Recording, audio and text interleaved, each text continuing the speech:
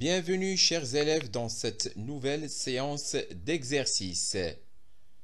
Nous parlerons de continuité d'une fonction en un point. Continuité d'une fonction sur un intervalle. Résolution d'équations. Exercice 5. On considère la fonction numérique f définie sur l'intervalle fermé -1, 1 par f de x égale sinus x sur la racine cubique de 1 plus x moins la racine cubique de 1 moins x pour x différent de 0 et f de 0 égale 3 demi. Première question, montrez que la fonction f est continue en 0. Deuxième question, montrez que la fonction f est continue sur l'intervalle fermé -1, 1. Savoir a et b deux réels positifs. Rappel la troisième identité a moins b facteur de a carré plus ab plus b carré égale a à la puissance 3 moins b à la puissance 3. Propriété, la racine cubique de a qui multiplie la racine cubique de b égale racine cubique de a qui multiplie b. La racine cubique de a, le tout au carré, égale racine cubique de a carré. La racine cubique de a, le tout à la puissance 3, égale racine cubique de a à la puissance 3, égale a. Conséquence, en appliquant l'identité donnée dans le rappel, si on remplace a et b respectivement par racine cubique de a et racine cubique de b, on va avoir racine cubique de a moins racine cubique de b qui multiplie la racine cubique de a le tout carré plus racine cubique de a qui multiplie racine cubique de b le tout carré. Alors tout ça égale a moins b. Corrigé de l'exercice. Premièrement, montrons que la fonction f est continue en 0. Pour cela, on va calculer la limite quand x tend vers 0 de f de x. Cette limite, c'est la limite quand x tend vers 0 de sinus x sur la racine cubique de 1 plus x moins la racine cubique de 1 moins x. Alors là, on va avoir une forme indéterminée, 0 sur 0. Pour cela, on va compléter l'identité dans le dénominateur. Donc, on va multiplier par l'expression qui va compléter l'identité. Donc, ça donne, c'est la limite quand x tend vers 0 de racine cubique de 1 plus x, le tout au carré, plus la racine cubique de 1 plus x, qui multiplie la racine cubique de 1 moins x, plus la racine cubique de 1 moins x, le tout au carré. Alors tout ça qui multiplie le sinus de x.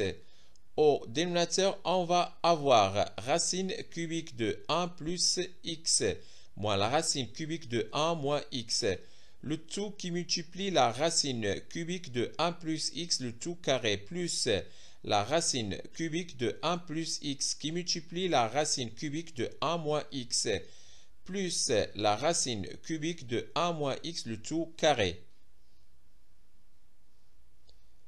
égale la limite quand x tend vers 0 de racine cubique de 1 plus x, le tout carré, plus racine cubique de 1 plus x qui multiplie la racine cubique de 1 moins x, plus la racine cubique de 1 moins x, le tout carré, le tout qui multiplie sinus x. Maintenant, le dénominateur, on va avoir racine cubique de 1 plus x, le tout à la puissance 3, moins la racine cubique de 1 moins x, le tout à la puissance 3. Égale limite quand x tend vers 0 de racine cubique de 1 plus x, le tout carré, plus la racine cubique de 1 plus x qui multiplie la racine cubique de 1 moins x, plus la racine cubique de 1 moins x, le tout carré, le tout qui multiplie le sinus de x, le tout sur 1 plus x moins 1 moins x. C'est la limite quand x tend vers 0 de racine cubique de 1 plus x le tout carré plus la racine cubique de 1 plus x qui multiplie la racine cubique de 1 moins x plus la racine cubique de 1 moins x le tout carré. Le tout qui multiplie sinus x et le tout sur 2x. C'est la limite quand x tend vers 0,2. Racine cubique de 1 plus x le tout carré plus la racine cubique de 1 plus x qui multiplie la racine cubique de 1 moins x plus la racine cubique de 1 moins x le tout carré.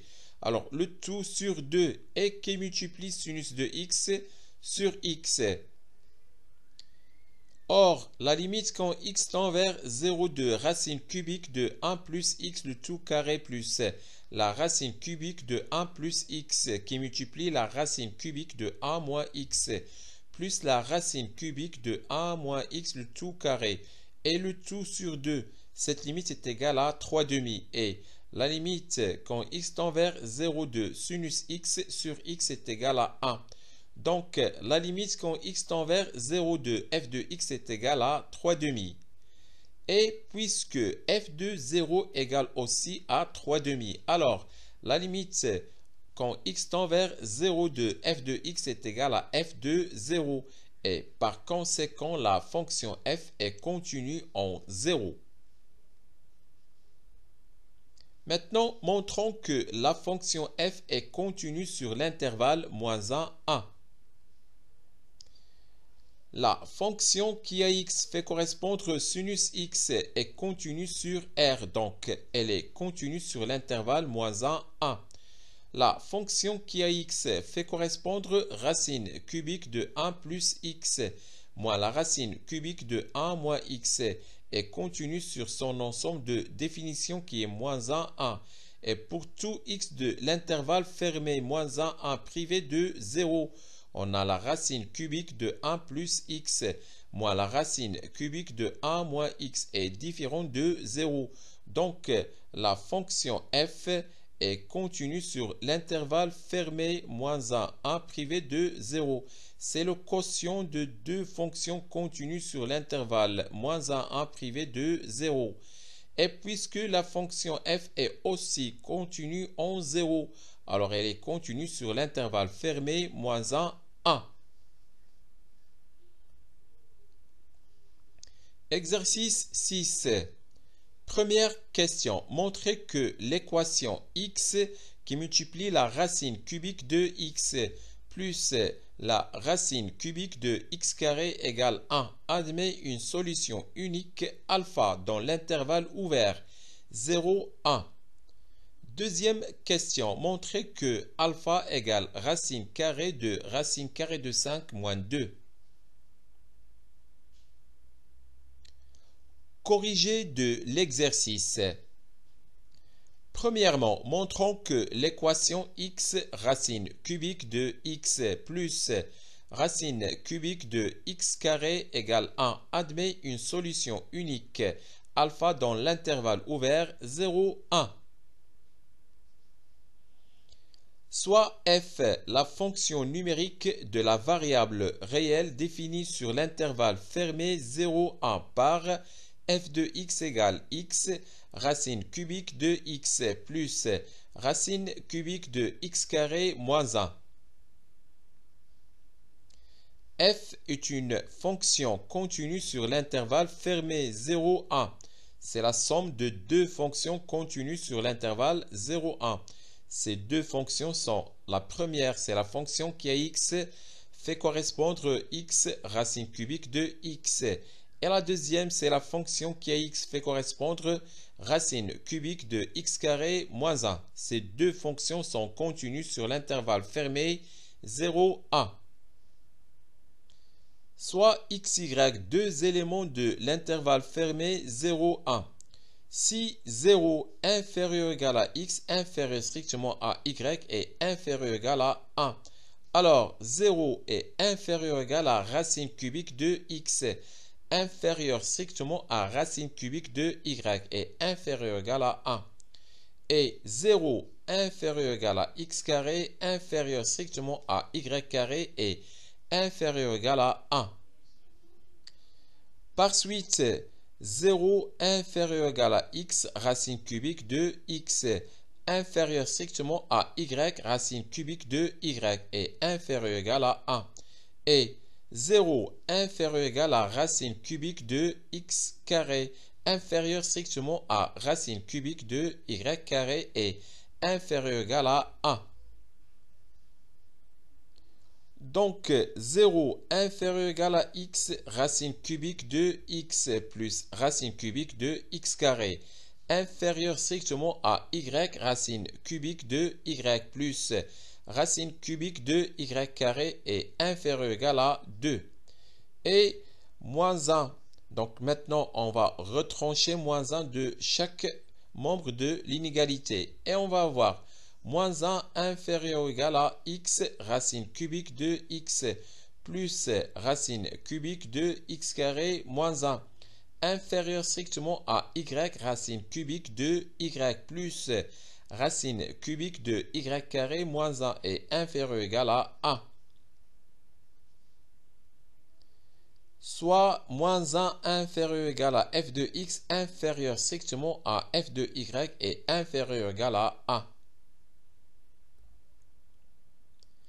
Par conséquent, pour tout x, y de l'intervalle fermé 0, 1, si 0 est inférieur ou égal à x inférieur strictement à y est inférieur ou égal à 1, alors f de x est inférieur strictement à f de y. La fonction f est donc strictement croissante sur l'intervalle fermé 0, 1. On a f de 0 égale moins 1 et f de 1 égale 1, soit f de 0 qui multiplie f de 1 inférieur strictement à 0. Conclusion, f est une fonction continue et strictement croissante sur l'intervalle fermé 0, 1. Et f de 0 qui multiplie f de 1 est inférieur strictement à 0.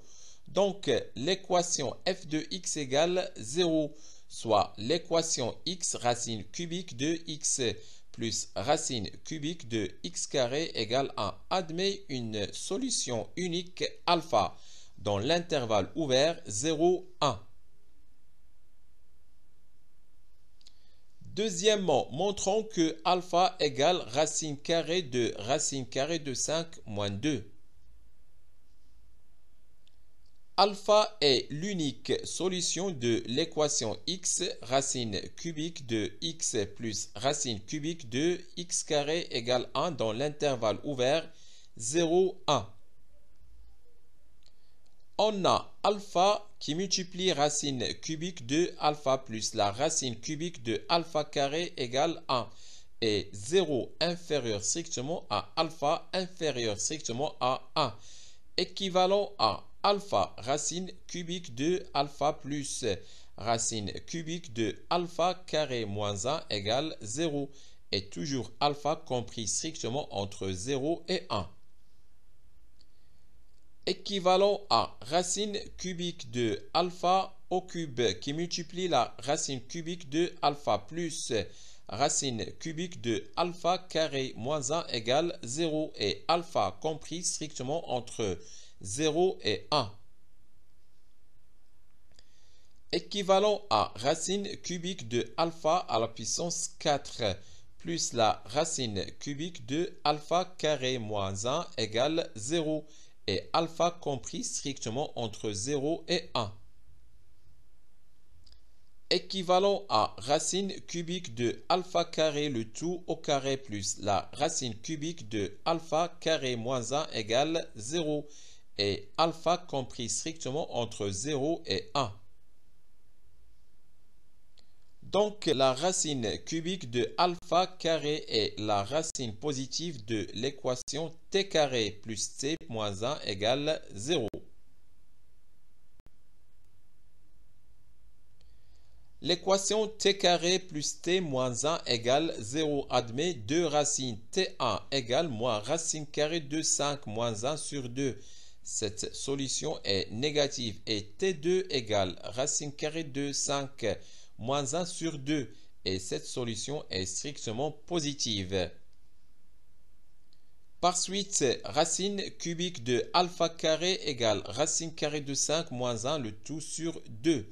Soit alpha carré égale racine carrée de 5 moins 1 sur 2 le tout à la puissance 3. C'est-à-dire que alpha carré égale racine carrée de 5 moins 2. Donc alpha égale racine carrée de 5 moins 2. Remarque, on a bien alpha compris strictement entre 0 et 1, car on a 4 qui est inférieur strictement à 5 et qui est inférieur strictement à 9. Et si on passe aux racines carrées, on va avoir 2 qui est inférieur strictement à racine carrée de 5 et qui est inférieur strictement à 3. Maintenant, si on retranche 2 de chaque membre de l'inégalité, on va avoir 0 inférieur strictement à racine carrée de 5 moins 2 et inférieur strictement à 1. Et si on passe aux racines carrées, on va avoir 0 inférieur strictement à racine carrée de 5 moins 2 qui est inférieur strictement à 1. C'est-à-dire que alpha est compris strictement entre 0 et 1.